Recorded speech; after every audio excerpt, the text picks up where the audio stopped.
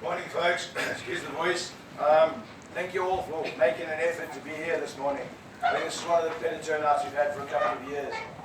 And I think it goes to show that, we do realise why we have these get-togethers and why we get here every year.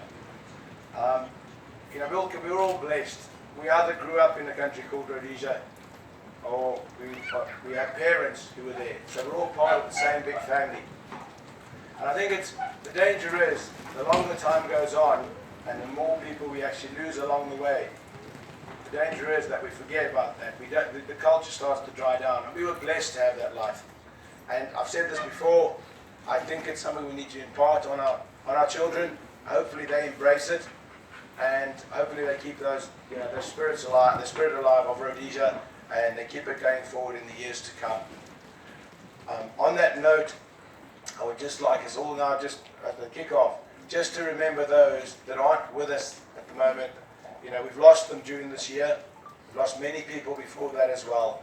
And the whole importance of this, getting together like this and having a laugh and having a photograph is great. But there's a bond between us, and the bond goes out to all of you as well. It's not just the guys that served. It's those that were there. It was the families, the parents. And I would just like to say that being part of this big family is probably one of the biggest honours of my life.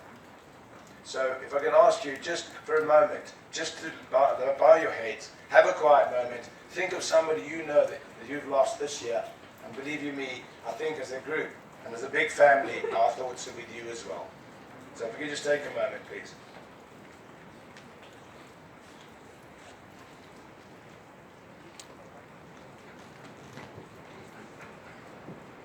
Thank you very much. Moving on, I would now like to just open with the Chindit prayer, because